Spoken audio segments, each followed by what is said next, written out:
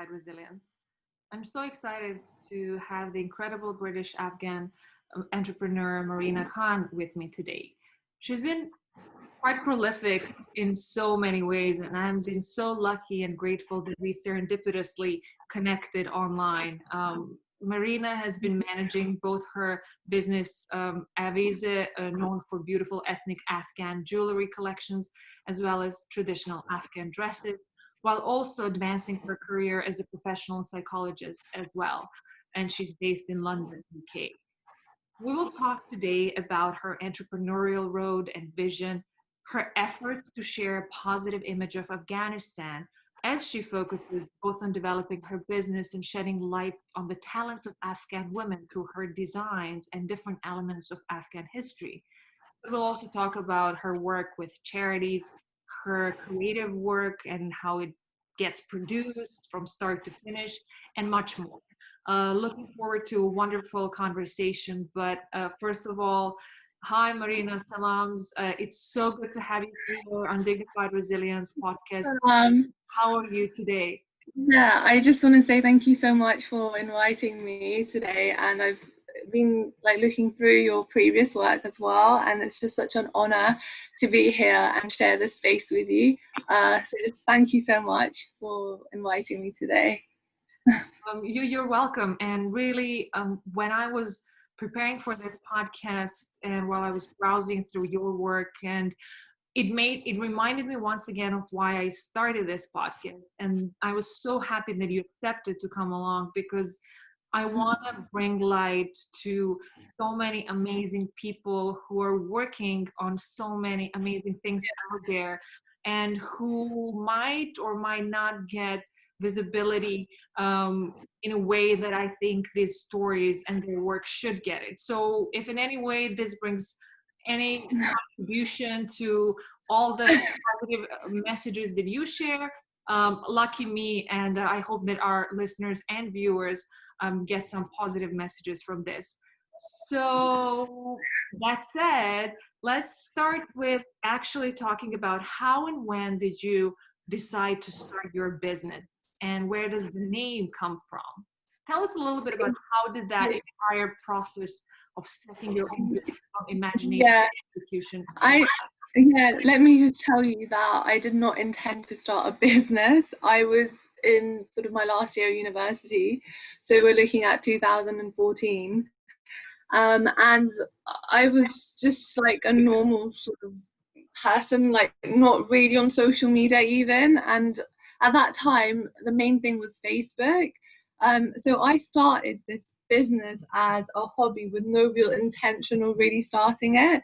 I started off with rings, and it was just a few rings that I put down on Facebook, and I shot what I did shoot was with my friends in the park, and then I just put it on the internet, and then it just blew up, and then everyone was asking about, where's your lookbook, where's your website, and I was like, huh? I was so confused because everything got sold out in a week's time. So I mainly started because I couldn't find any Afghan jewelry online, and nothing was present, and that really shocked me. Like there's nothing there, because I was a consumer myself, and I was searching, and I really couldn't find anything, especially like good Afghan jewelry, and that's sort of where my journey started from. Like I don't come from a business sort of background, I come from a psychology background, and that's how things sort of escalated and stemmed, and now I'm here today. I wouldn't have even thought that I would be here today and doing an interview with you. It's just amazing. And where does the name come from? So the name comes from my brother. He sort of suggested it. It's called Avizeh. It means pendant in Farsi. So that's how we sort of associated everything. But yeah, I'm really sort of blessed, like the whole journey. When you do things really unexpectedly, and then the results are something else. Yeah, and you said you started the business with jewelry, but then you expanded into dresses as well. Was that driven from the customers, or you yourself? Yeah. The spectrum of the yeah, so I'm really a jewelry person. My first love is always jewelry.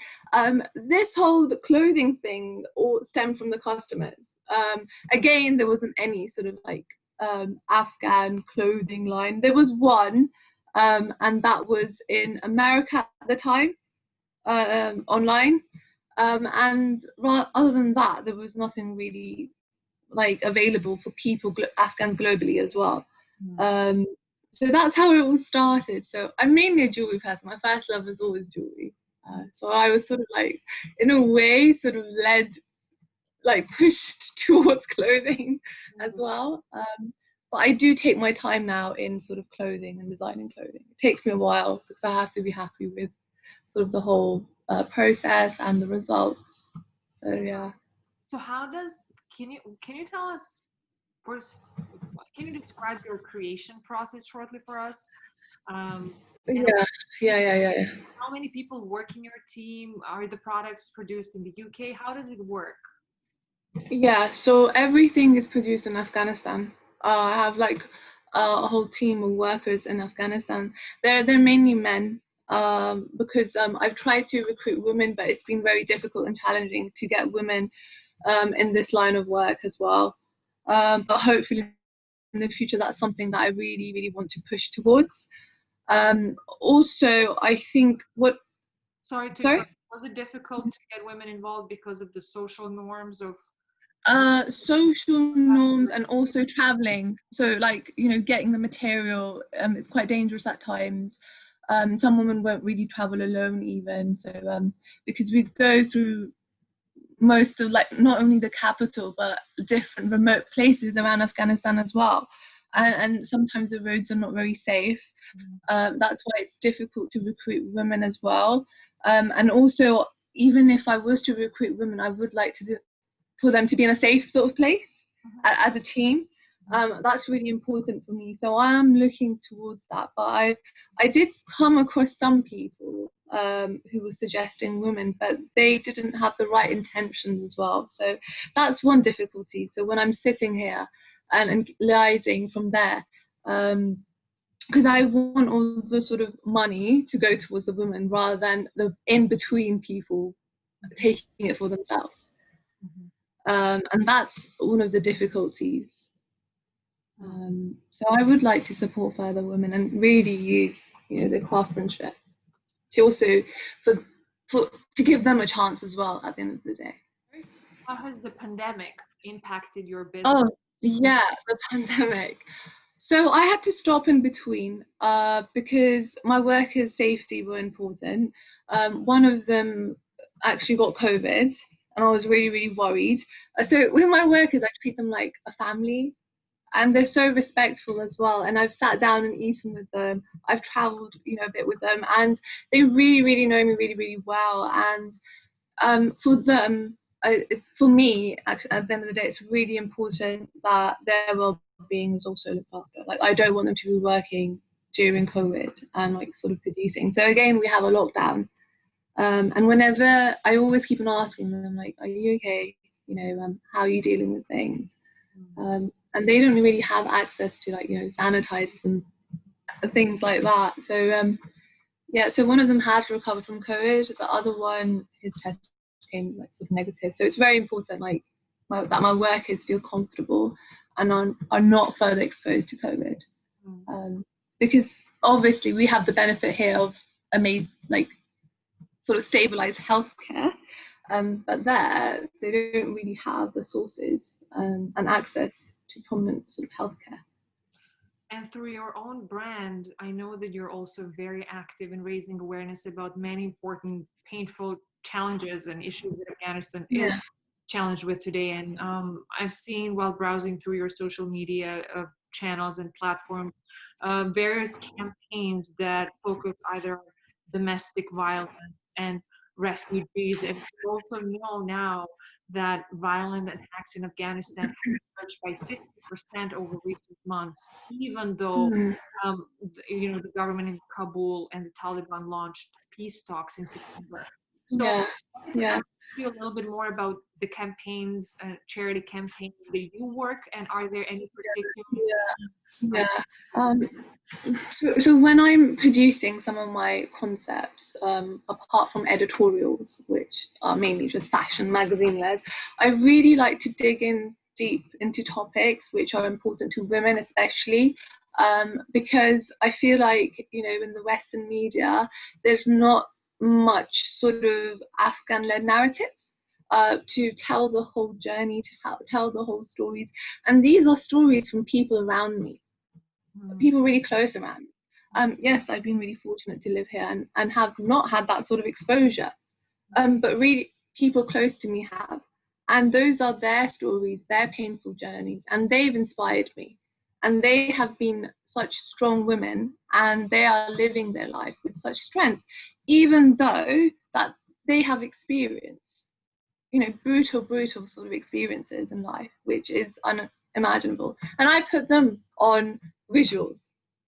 And then people sort of say, oh my goodness, you know, that's so painful, that's so sad. But let's not forget, these are real stories of real women, of so many Afghan women, and not even Afghan women, like even Syrian women right now, even in other countries who are struggling with, who all are affected by war. This is so relatable to so many women. And the domestic violence, as you know, that's a huge issue. And that comes beyond like Afghanistan. That's like so many people are affected by domestic violence, especially now, being isolated in COVID. And that's linked to my psychology sort of side. And these are topics that I feel really passionately about. And I hope, you know, Avizeh sort of strengthens women at the end of the day, you know, and we really focus on addressing these issues at the end of the day. Yeah. Even if we don't address them, thinking about them, starting that conversation. Absolutely. And I think what you said is so important in terms of Afghan-led conversations as well, in terms of representations. And one of the things that while we were preparing and chatting through emails and through your own work that I was researching, that you always stressed how one of your aims also is to change the perception of the Afghan women in the Western media. And we'll all remember that in recent history, there was a war that the US kind of waged over there that there was, you know, built partly on this idea of freeing Afghan women from the veil. Them. And I was, while I was researching, I found a couple of really good pieces that writer Rafia Zakaria wrote, and one that she wrote from 2015 in Aeon. It's called Clothes and Daggers, and I just wanted to just read a couple of sentences. I don't know, will it resonate exactly with how you feel? I thought it was a very good description because both here, I quote, any honest analysis of honor crimes in Afghanistan would also would have to begin by acknowledging a society whose familial and institutional structures have been broken by 5 decades of Soviet and US foreign intervention. That sort of honest analysis would also reveal that marital choice is unavailable to nearly anyone, male or female, in Afghan society. It would explore marriage as a means of cementing frayed communal relations in a war-torn land rather than the romantic liaison available to affluent Westerners. Finally, it could also acknowledge that the intimate violence committed by men against women in Afghanistan has hundreds of thousands of the similar situation and in the Western countries as well. She was trying to kind of just change the lens through which we exoticize or which we just blame the culture. Picture, right? And I resonate with that. And but I also think also Afghan men, I've been trying to sort of challenge that narrative as well in between my work. I know I'm not a male sort of led designer, but and a lot of, you know, Afghan men like message me like, please start a, you know, who's going to do our piece of work as well. It's also changing the narrative towards that as well. You know, they can be soft. They are not always represented as, you know, like violent and sort of criminals. I think it's between both genders as well. It's Afghan men and women who are both sort of like stigmatized with one sort of paintbrush. And that's really important to sort of break. And finally, there's so many young voices now, so many young people, especially the diaspora Afghan community. They're becoming more vocal. They're writing about it more, and it's so refreshing to finally see that. You know, there's a different sort of wave of thought like coming in, and I feel like, you know, these issues are they're after generation after generation, you know, prevalent after generation, and it's also a lot of trauma that people still feel. And then sometimes you need to sort of release that trauma, address it, and sort of address it in a community sort of way. So I don't like being really direct with my work. So I don't like being that obvious at times. So I do it sort of, yes, I do it through art, but I do it in sort of a lens which makes you can take it any different sort of direction. So it is subjective, but I touch these topics as well. And I also believe, as a psychologist, you know, it's just so painful to see, you know, so many people traumatized, and it's like never ending. That is something that I think always through my work I will try and address. Yeah. As a Bosniak Muslim, I can deeply sympathize and empathize in terms of that. Yeah. Kind of pain and the plight of refugees as well. I think I saw one Yeah. beautiful campaign I, of yours that's entitled Refuge. yeah. Yeah. That is something that I'm very strong feelings towards, because I went to an Afghan camp as well. I've sort of associated myself with refugees, and yeah, that's very close to my sentiments. I keep on going back to that campaign, and I realize when I go back to that campaign, I naturally write. I'm not a writer. I just start writing, and I write of the journeys of that people have faced, and it's quite painful writing if you read it. It's not sort of happy. But people need to hear these stories, you know, that this has happened, this is happening, and it's still happening. You wrote, I think, on your Facebook related to this campaign, how you wanted to capture the experience and process of migration that you feel we can all relate and connect with, whether parents, as you said, or just individuals who left the country for a better future. And I want you to just tell me a little bit about how you engage, how you kind of raise awareness for these campaigns that you start. But before that, I do just want to add a couple of sentences to remind our listeners that women and children make up the majority of 4 million internally displaced people. And all these issues, of course, have only worsened with the spread of COVID-19. But also, when you mentioned Pakistan, we know that UNHCR sponsored voluntary repatriation, from all that I've read recently, of registered Afghan refugees to their country has sharply declined this year, as only 1,000 individuals have so far returned to Afghanistan from Pakistan, which, by the way, Pakistan currently hosts over 1.4 million registered refugees, in addition to 600,000 Afghan citizens, card holders who do not enjoy the status of refugees. And the UNHCR has facilitated voluntary return of 4.4 million Afghans from Pakistan since 2002. And we do see as well, I read the news, that there's this demand for Pakistan visas, which kind of sets off these stampedes in Afghanistan, which are deadly as well. So there is so much human drama and pain. And I mean, you have been engaged in campaigns for helping people in these camps, I believe, right? Yeah. So I would sort of pinpoint towards UNCHR, that, you know, there's I've seen it, I've witnessed it myself.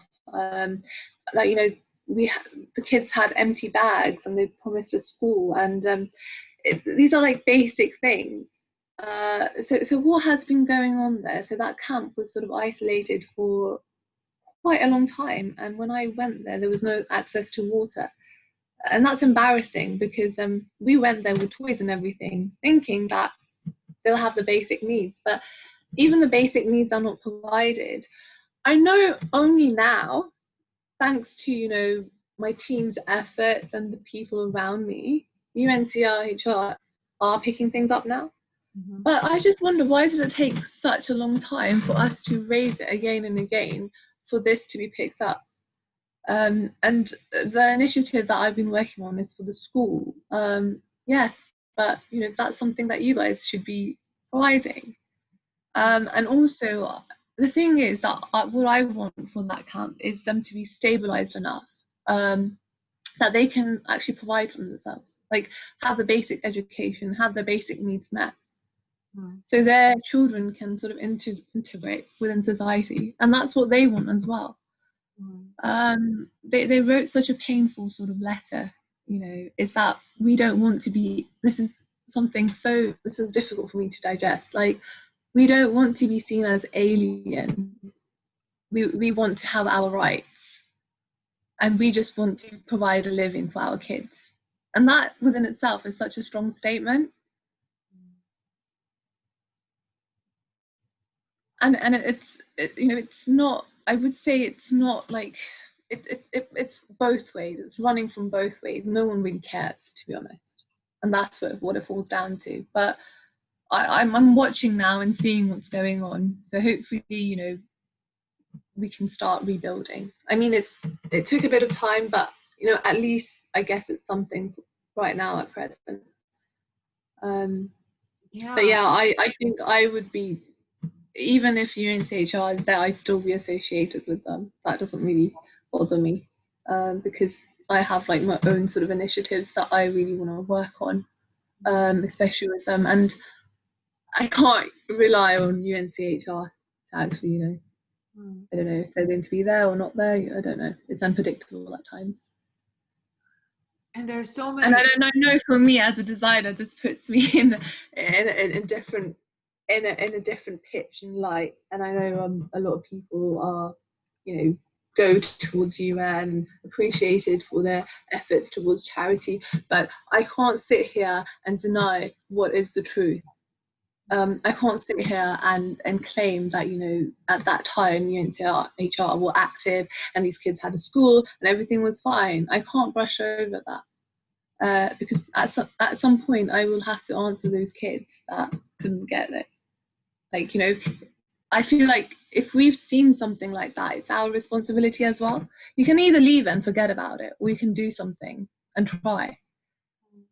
You always have two options when you see these sort of things. Yeah, and we have mentioned a couple of campaigns that you have worked on in terms of domestic violence and refugees, and one also truly memorable one among those that I've seen in terms of your work was the diversity series. Yeah.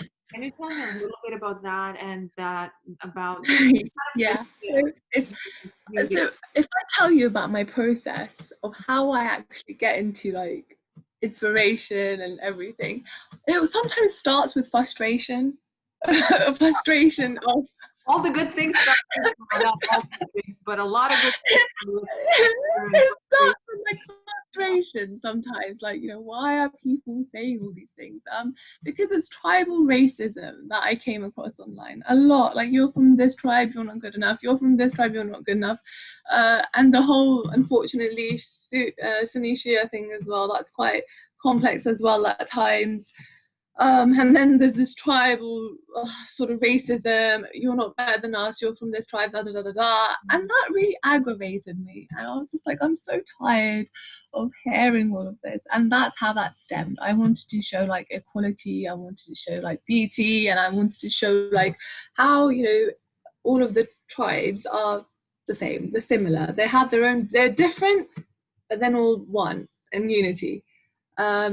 But that was really nice because some of the tribes, some of the countries as well, like Tajikistan and Uzbekistan and Turkmen, like they also came towards my page as well, and they could resonate with the different looks as well.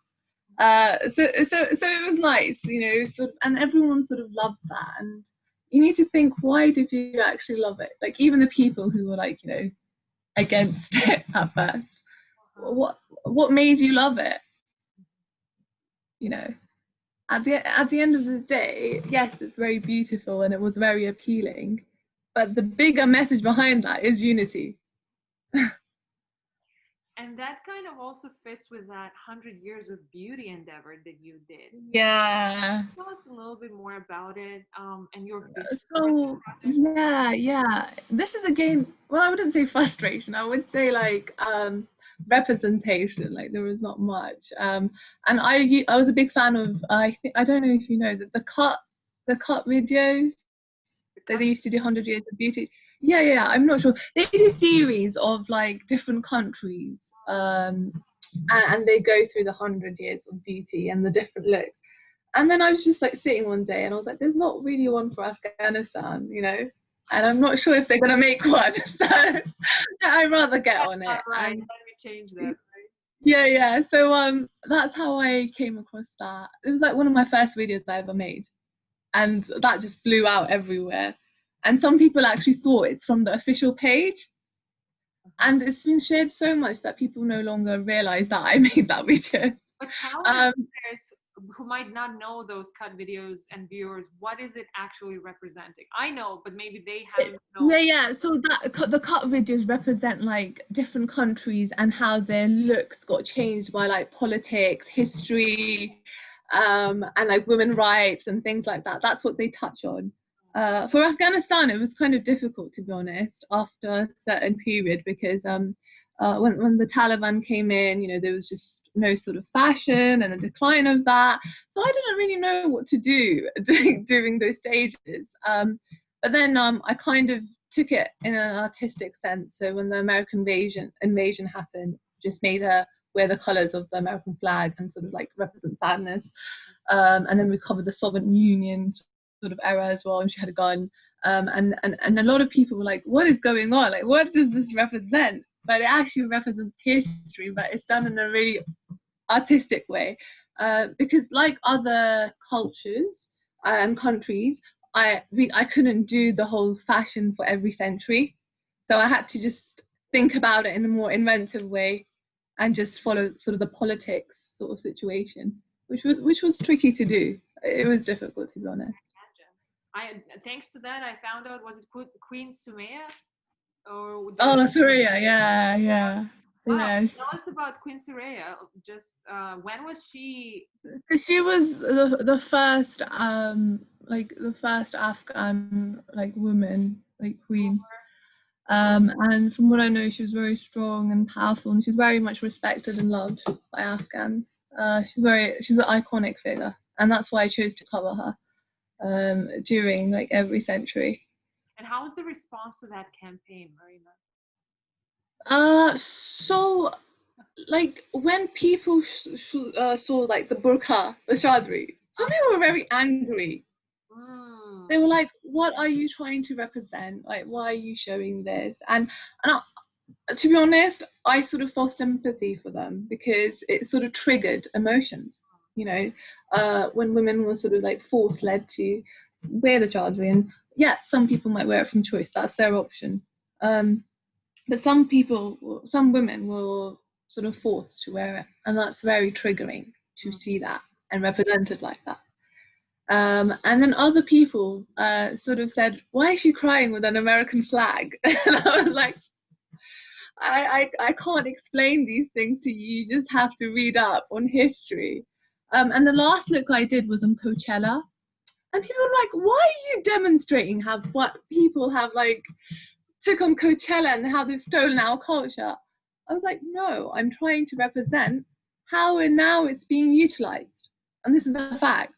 And how Afghan jewelry is like but it's in without really being known it's Afghan, but just like boho, hippie, trendy, and Coachella. That's amazing. Yeah, so I went through like every sort of decade. It was sort of hard, but I plan at some point I will go back to these diversity series, these 100 Years of Beauty, because they're very sort of they're interesting to do. Yeah, they're absolutely powerful. They're as much as it's snippets, if done in the right way, it's a very potent way of kind of reflecting the changes, and as you mentioned as well, clothing styles which have been influenced by social norms, but also politics and different historic eras as well. Now that you mentioned, now that we actually talked a little bit about reactions, who do you think are your biggest fans or supporters? Does the majority of them come from UK or Europe, or is it? So it's kind of very, very widespread now. So my main fans are obviously, Afghans, and they very relate to it. They feel a feeling of home. Even Afghans in Afghanistan, they show a lot of love and appreciation. Other than that, there's a lot of people from Iran in tuned to my work, and also Pakistan. They just, some of them affiliate with the culture because they're close to the border, and but also some people in Europe as well. I had some influx of like Russian people as well, so it's always fluctuating, in between all these different people from different countries, and especially the European market. They're always like, wow, we didn't know this, and then they're sort of like surprised, that this is being sort of provided, and this is a different outlook on Afghanistan. And it's challenging at times to have that international thought at times and do editorials. You have to work extra hard, obviously, and everything has to be sort of synchronized in a way that fits the European market. So I'm always sort of, when I'm doing editorials, I'm always between traditional and like Western. So I split into two sides. Mm-hmm. Well, I hope so that's really interesting. Yeah. I hope that the listeners from United States might also now, check out your work, and that you will expand the market in terms of your customers. And I say this not just Thank you. Appreciate your business, but also because I know, and I noticed that many times you put a certain percentage of the profits directly for the campaign for the refugee camp in Afghanistan or whatever. So so for me, for me, sometimes I don't function as a business. I mean, I sometimes I mainly function as an artist. So I mainly sometimes just create. For me, first I create for myself, to actually my vision, my feeling, and my sort of point of view. And then if everyone else relates to it, that's amazing. And I know some people won't always relate to it, or some people won't understand it. Because what it is, when you're on a social media figure, there will always be people that that don't resonate with it, that question it, and then you get the other side that will appreciate it. So you first start with yourself, making yourself feel like, okay, I've created something, I'm content with that, and now I'm ready to sort of launch it. Yeah. Are you connected with other creatives with background or basis, Afghan creators, in terms of fashion designers, or? Not really, because there's not that many. I've seen like two, but they're in different sort of ones. I think one's in Germany and the other one's in the Bay. I'm not really connected with them, because how they pitch themselves is very different from how I pitch myself. Because I cover sort of things that maybe most designers won't cover. I go into things that most designers won't talk about. So they might just utilize their page just for commercial use. I utilize my page for Afghans, Afghan representation, charity-led work, covering those deep sort of uncomfortable topics at times. And sometimes, Avizeh is just also me as well. It's just combined in so many different ways. And that's how I like my space to be. And we did mention a little bit of it here and there, but I wanted to ask you, when you face criticism, or actually criticism is normal, like you mentioned, and there will always be people who will just not understand or will not be aligned with our visions, but do you face also bullying, which I'm sure you as a psychologist kind of in terms of the difference? So I have actually faced bullying, and I've also faced threats from Taliban and things like that. So and that's actually prevented me from traveling further at times, or where I need to be, because I don't want to like risk people around me. And I know a lot of people say, you know, come to Afghanistan, but I don't know when I will be able to, because when you're getting this sort of, you know, feedback at times, that it's very challenging, and and and some people don't realize the sort of position I am in at times. Sometimes my emails are quite full, you know, and sometimes they are quite, you know, scary at times. um and there's so many other, I know, Afghan women and women who put themselves at risk but still are presenting, still doing, especially Afghan journalists on ground level. They're amazing, and I have some contacts with them, and that's really sweet, and they do message me. But where I'm standing today, I sometimes have to think about, sometimes I don't feel like standing in that position, or sometimes I don't love interviews, you know. But then I think about, no, who am I actually doing it for? I'm doing it for those women at the end of the day. So I kind of, you know, shut down my feelings and then think about the bigger picture.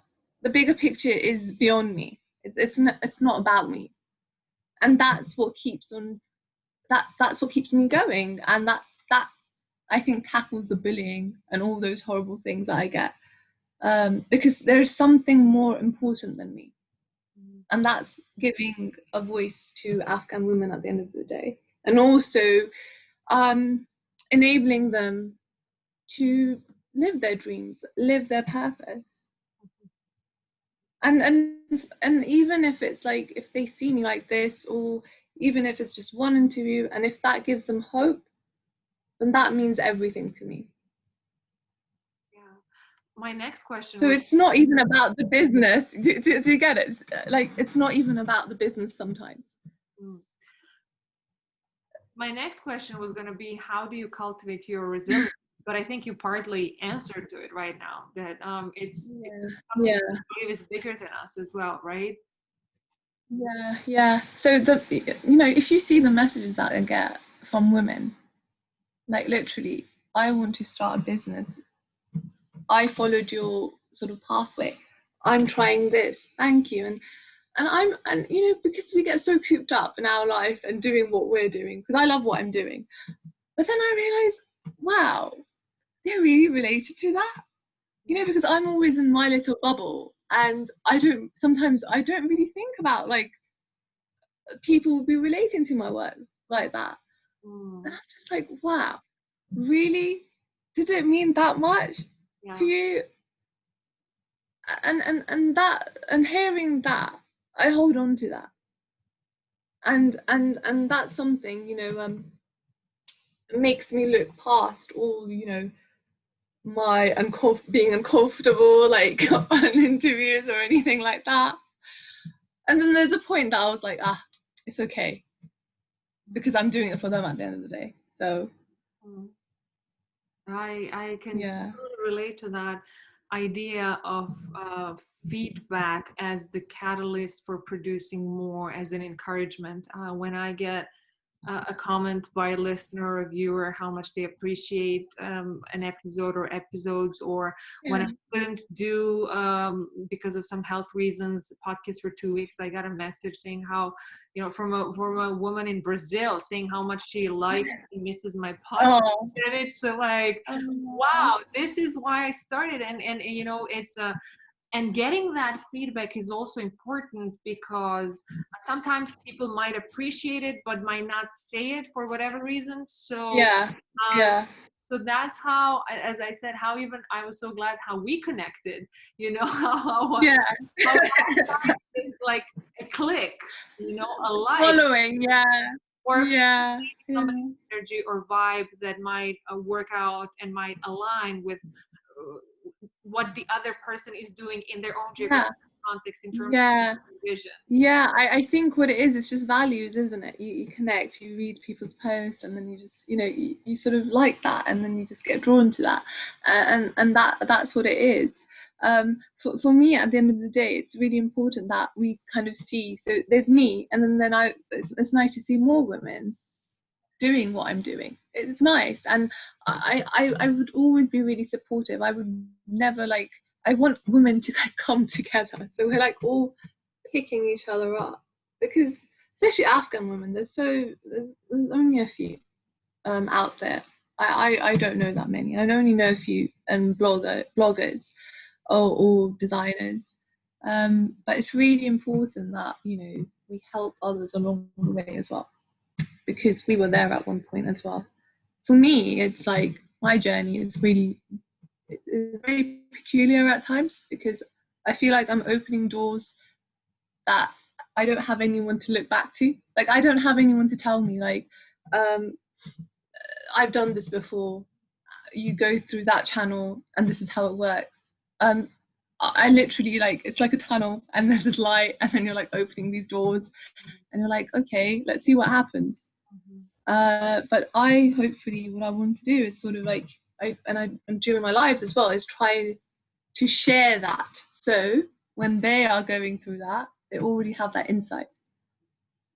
Because I feel like I'm touching spaces that haven't been touched before, and I'm like, who do I look back to? And I think from like other cultures, they have that benefit. They have like someone on like a higher level, or someone who's been through that journey that they can look back to. Because I was like the first sort of jewellery brand at the time, there was nothing around. So it's kind of like, again, breaking barriers, representation. It just falls down to that again. And let's of course not forget that you're a Yeah. psychologist by profession. You Yeah. work very hard to balance that work with Avizeh. So tell us a bit Yeah. about your focus as a psychologist. Mm. You did Mm. mention a little bit earlier on, but what's the focus of your work in that area of your life, and how do you balance it with these professional, entrepreneurial time Yeah. requirements that, you know? So yeah. So psychology and Avizeh we keep very separate, because there is some clients like expecting a psychology session, and I'm like, we can't do this online. This is totally separate. You know, Yeah. you need to go to a psychologist in your area. We're not doing online sessions. This is not something that I provide through my space or page. It's challenging to keep that balance, but you have to be super organized, but then also reflect as well. You need that space to actually sort of manage things as well. You can't keep on going and going. So in between, I go off, or I have that break, because it's important for me to slow down as well, because everything's very, very sort of fast paced, Mhm. and it does get really difficult at times. Um, And has the pandemic brought on more burden in terms of that, of more work as a psychologist? I mean, Yeah, so it's manic right now. And the lockdown happens again. It's like more patients, you're more isolated, and there's more of a risk, and we're just everywhere basically. And there's limited psychologists at this present moment. And yes, Avizeh is my love, and it's like it's very special for me. But at the end of the day, what's important for me is to help the patients as well. That's my first priority. And when I think that it's kind of compromising that, I kind of tend to focus more towards like the psychology side of it, because people really are really struggling right now, and it's a really tough time. It's a tough time for our practitioners, doctors, like everyone. But we're just trying our like best at the present moment with everything. But and there are a lot of it is. advices out there I mean, there have been throughout the past few months since the first wave and the second wave, or the first wave never ended in some parts of the world. But as a psychologist, what would you kind of like top advices to stay sane during lockdowns in terms of just cultivating that mental health and cultivate sanity or 100%. sanity. I mean, Yeah. for many people here, we talked about Afghans. I'm Bosniak. A lot of people have the experience, have experiences of isolation in much horrific circumstances, Yeah. through sieges, through being forced to stay in the basements for years, even Mm, because mm. they can't go out in. It's very difficult at the moment because for some people it's like bringing back trauma and sort of psychotic symptoms as well. We're seeing a lot of that and a lot of anxiety-led issues. And some people are presenting when they haven't presented before Mm, due to the lockdown. And the people that already have mental health concerns, you mm, know, it's very difficult for them as well right now. And what happens is you have the lockdown, and then after the lockdown, the psychologist's work gets even more. mhm, So it's just like really ongoing for us, and the caseload keeps on escalating further and further. But it's just about, just I think just try and look out for people. Look out for people who are alone, who don't really have anyone. Look around you as well. It's really important to look around you, especially your family and friends. Just check up on them. And also, we have the benefit of these virtual calls as well. yeah, That's a bonus. yeah, Can you imagine if we didn't have that? How difficult would that be? We yeah. still have that contact, and I think it's really important also to keep yourself active. Mhm, It will just really help you, just to look outside, appreciate nature as well, and just take all that in. It's really important right now. So contact, sort of behavioral activation, going outside, uh, reading, cooking, all these sort of things, just to engage yourself as well. Yes, at times there's only so many like movies that you can watch, so much Netflix you can watch. But we also need to remember we're together in this. mhm. All of us are going through this together. And that's a really powerful thing within itself. Like we're all one community. Globally, we're all going to it. We're facing it together. Yeah, absolutely. And like what you said, I think one of the most basic things that we all need to remember first is that it's okay to not be okay. Yeah. And the second thing, like you said, it's okay and to ask for help. It's Yeah. okay that we don't stigmatize mental health because there is Yeah. So, manifestations of it. so that's a massive problem, isn't it? Like, that's a massive problem within itself. Like, sort of Muslim communities stigmatizing mental health. That's another whole topic within itself. I like seeking help and everything. And I'm glad I'm seeing a few Muslim patients coming towards me and coming up. But usually it's when they're very sort of destabilized. But Mm, I wish, before the destabilization, they can come to me earlier. mm, So when you're more destabilized, when you're at that stage of, you can't literally get out of bed, you literally can't function, you know, let's be sort of kind as like parents, or let's be kind as a family to first recognize it and mhm, then sort of seek help absolutely. through the appropriate services. Don't let it get to that stage, because then it's harder to bring you out from that sort of state as well then. Absolutely. Well, thank you for sharing all this expertise and snippets of it. I absolutely. No, you know what? I did some self-compassion sort of workshops on my page whilst COVID was going on. I tried to do it in between. Sometimes it's a bit difficult to do all of this due to my like schedule and time frame. But like I was working on meditation, self-compassion. Another thing is sort of like mindfulness. Mhm. Just and a lot of people are feeling really tensed as well, so things like body scans and just focusing on just relaxing yourself as well. I think some people are really hard on themselves, and that's another issue within itself. uh so yeah. So thank you again, and I encourage everybody to both read resources on this available online wherever, and to just seek help, and there are many services out there that understand and are there to provide this help. So Yeah, of course. yeah, as we kind of approach, as we go towards the end or the last part, Yeah. I called 5 sweet questions, where my aim is also to make the guests more approachable beyond their Okay. professional endeavors, and to offer them the opportunity to hear a little bit more about who you are as Marina behind the scene. Okay. I do want to ask you, what are your plans for the future in terms of Avizeh before I get to those 5 sweet questions? Oh man, I can never answer this question because I am like one of those people that lives in the moment. I know I'm nobody one of knows, I know, but just yeah. what would be what is your vision I you could I control uncontrollable? Because nothing happens I'm the type of person that doesn't, like my whole trajectory is like unplanned.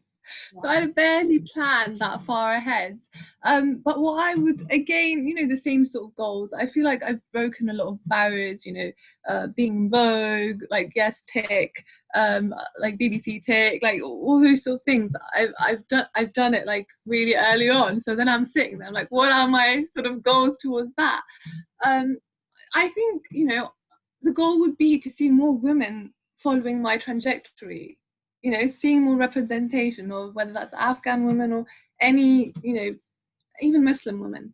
It's nice to see that representation. I would like to see more women in the line of fashion, I guess, and cultural fashion. Fashion that's been lost as well. That's difficult to have access to, which is no longer existent or represented. I would like to see more of that.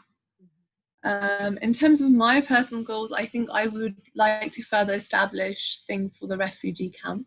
I want to see that like growing, expanding, doing more things. I think that's my goal. Like that's where my heart is.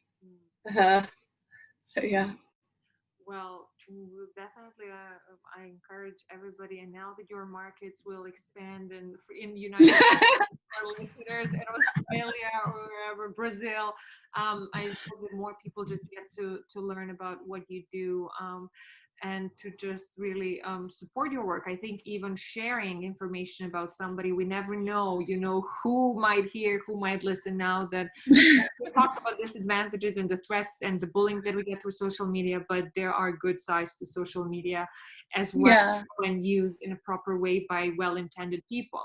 So that said, let's get to these 5 sweet questions. First question: once the current emergency or pandemic is over, 2020, whatever, inshallah, Yes. Yeah. what would you still not want to forget from this era? That's a difficult question. You can get. I don't want to forget how some people, even during this pandemic, were so giving. Mm-hmm. So I did like a COVID charity when this first began, and people were so giving when literally they didn't have much or nothing. Mm. Yeah, that's And so. I cannot forget that toilet paper ran out. Yeah. People giving toilet paper, for just a slight second, I was confused. But now, okay. I just wanted to say that. I just found it like funny. It's interesting. I'm not gonna forget that. Then it makes bidets and the things that are popular within Muslim culture so much in vogue, and we're like, I know. I can't even believe that toilet paper would run out. God. It's just insane. Yeah. I still went the other day and it was not there. So again. Oh my God.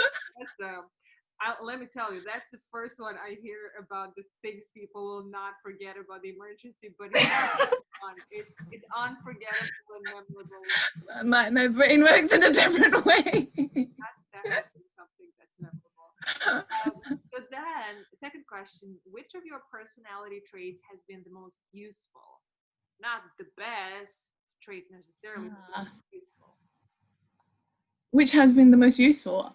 Okay, I think being a perfectionist, it's not the most amazing one, but perfectionist in the sense of like, this should be like that, and bringing structure to my work, and being like getting things done accordingly. Because when you're managing things, it's difficult, and you have to have those sort of, you know, and that brings in like not being afraid as well. So you have to make these tough decisions at times, but it's been useful because then I have an eye for every detail in the pictures when we're like recording or doing behind the scenes. Every detail that helps, but it's not the most amazing one at times. Yeah, I think I'm totally a perfectionist, and I have hated it many times of my life, making my life harder. But like you say, sometimes you see that there are benefits to it as well. So it's about balance, I guess. Yeah. Yeah. So third question, when you have 30 minutes of free time, but actually free time, how do you pass that time? I watch Netflix. I literally will watch Netflix, Okay. and I will do nothing, and I will go through the show, stream through it, get my snacks, Mm-hmm. cuddle up in bed. That's my time, Okay. Okay. and that's like doing nothing. And sometimes, you know, it'd just be like not even an amazing show, but just watching it, it's just like, yes, me time. This is a not a paid advertisement, Netflix, but if you guys hear Sorry, Netflix. check her work out if you want to deal with corporate sponsorship or social. Yeah, if you want to make a show Netflix, yeah, we can talk about it, about the costumes Yeah, and everything. exactly. Okay, so fourth question, what skill or craft would you like to master? Hmm. Hmm. I would sometimes I think I'm really kind, a bit too kind to people, and I can't say no. So I would like to master that. That's a strange one, I know. Well, I'm trying to understand where you're getting with this. That's how I'm patiently. So are you Okay. kind to people? Oh, okay, okay. And I can't say no. Oh, Sometimes I can't say no. get it, Yeah, get it. yeah. I'd like to master, you know, how to be a bit diplomatic in things, you know, just not straight through sometimes. So sometimes I can't really say no. I mean, And yeah, sometimes I should be saying no, but it's a difficult one. yeah. Even though I must say, kind people are so underappreciated. So don't lose that. I think that that is really I just labeled myself as kind. That sounds a bit. like I'm kind, but I don't think I should be kind. No, no, no. Be kind. It's okay. Learn to say no. I shouldn't tell him. No, I really think that. We shouldn't be labeling ourselves kind, guys. That's fine. But you know what? I did read a lot of articles, and it makes sense how uh, we have lost that old tradition of even speaking with neighbors in the elevators and lifts, and that civility that's maybe minimal and might seem trivial or like work, but how it's important for cultivating human relationship in this age of technology. So that act of kindness or just good afternoon or even good evening that sometimes one gets, Yeah.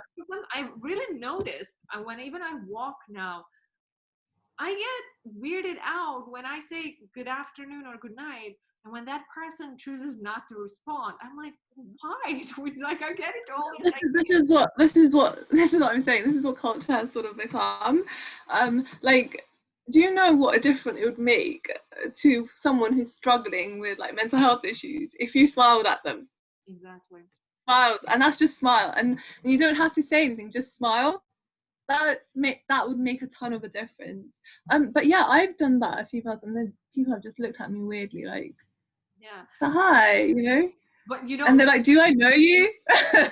yeah, I think also, yeah, let's not forget though that there are cultural.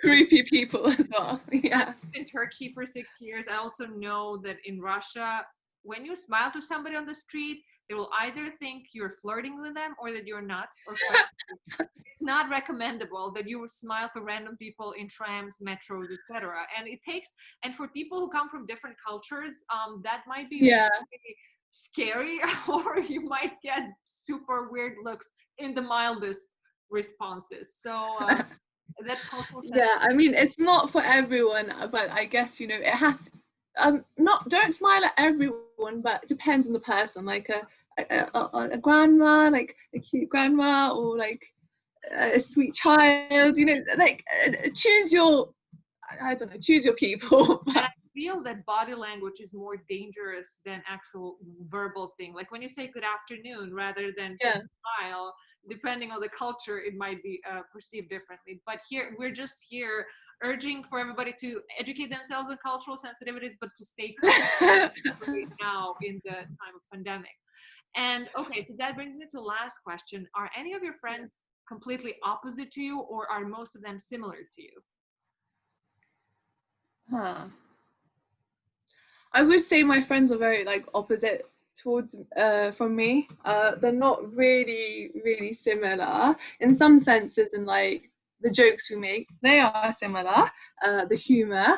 But in terms of personality, I guess I think they're much softer, much nicer. I don't know how to explain it, but they're very different than me. Some of them are very introverted.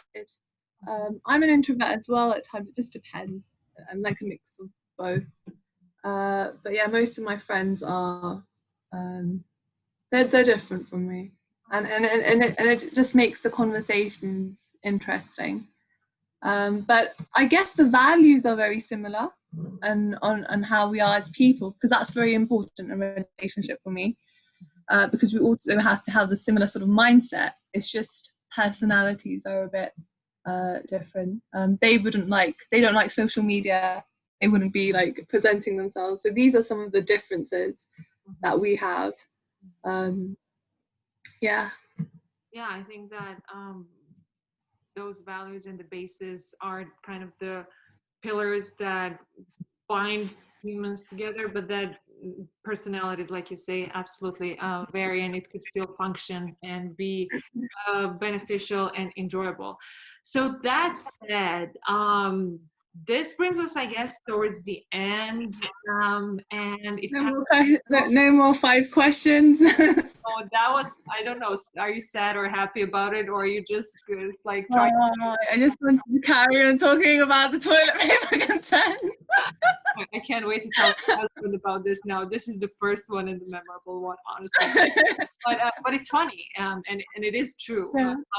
how much drama was there. But then on the other hand, I mean, we talk about this, and it reminded me also about the context, because it reminded me of the news from a couple of months ago as well about Venezuela, where because of totally different reasons, not people were hoarding, and because of this lockdowns, Yeah. there was no access towards the basic sanitary things as well. So it's just it's good to be aware of different people's sensitivity. Needs as well. Yeah.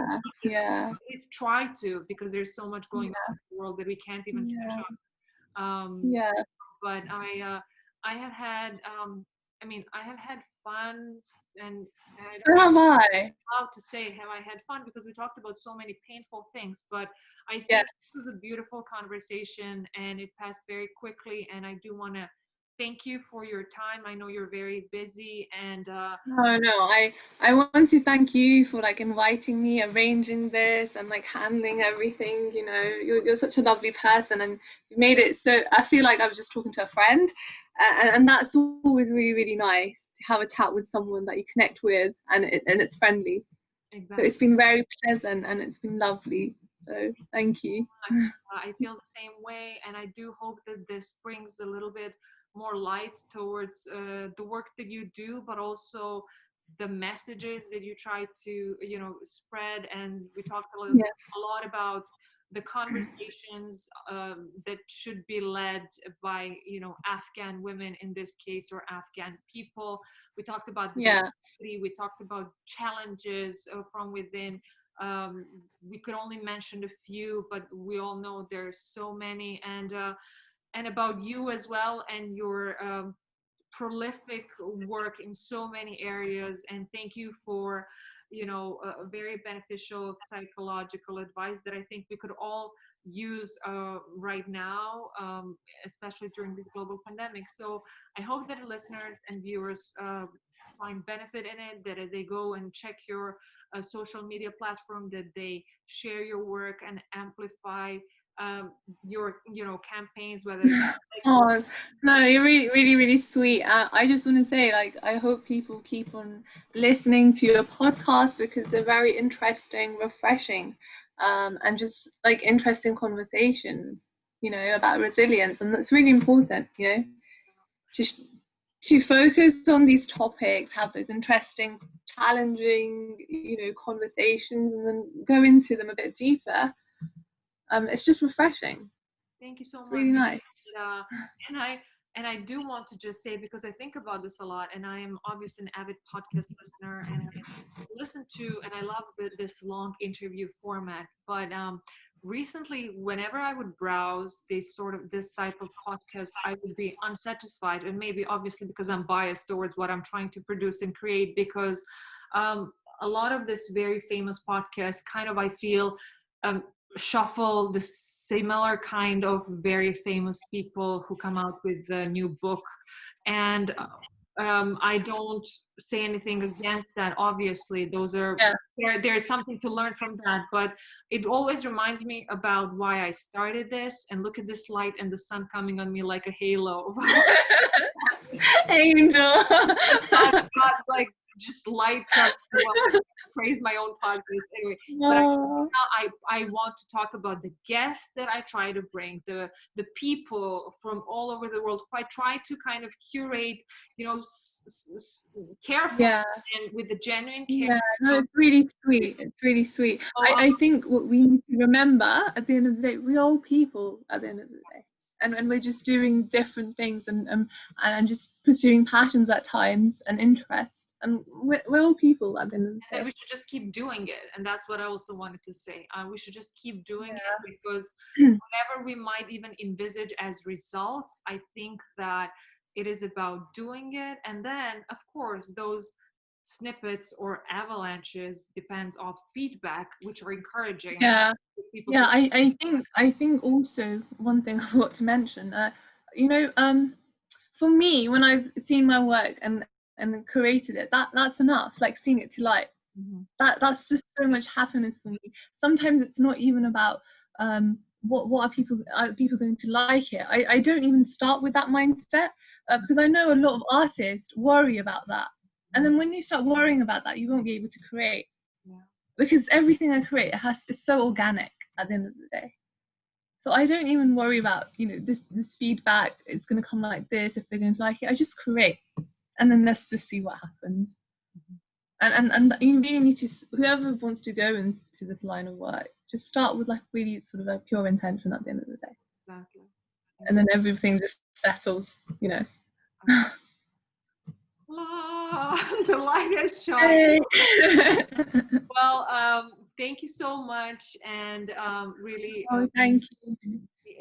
As I also say to all my listeners at the end of every podcast, hold tight to those you love.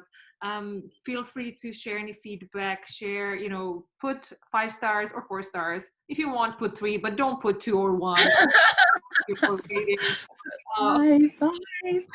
But stay tuned for more guests from all over the globe, and talk to you soon, I guess. So yeah.